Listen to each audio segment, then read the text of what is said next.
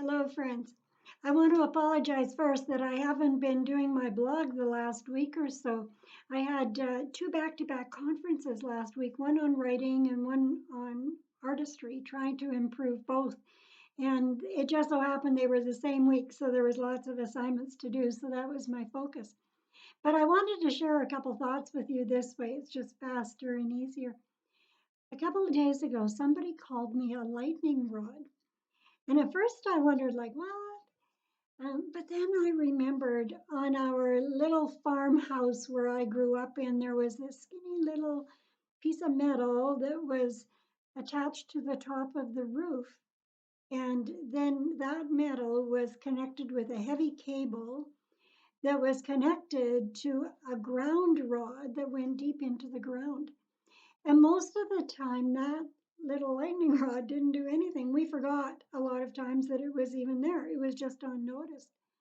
But what its intention was is that during a lightning storm, when there's lots of power, electrical energy going on in the atmosphere, if there was ever lightning to strike the house, instead of there being a fire or an explosion or things being blown apart, the lightning rod would stand up higher than the house and it would attract that power and it would be struck by the lightning. The lightning power would go down through the cable into the rod and then be dispersed safely into the ground.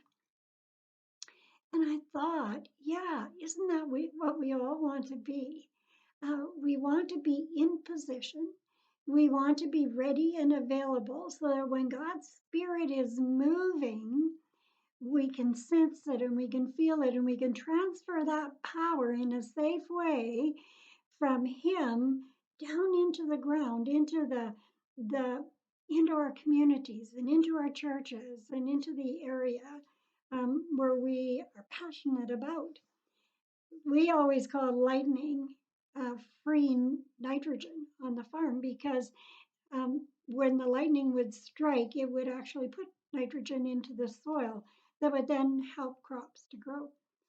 And so again, like to take God, what God has intended, and to be able to transfer that in a way that would just cause growth and productivity and fruitfulness in those around us, isn't that what we want to do?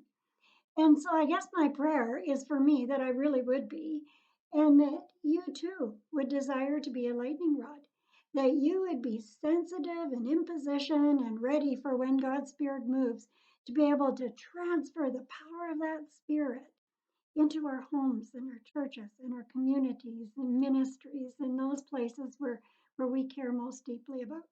So that's my simple thought today. God bless you. Take care.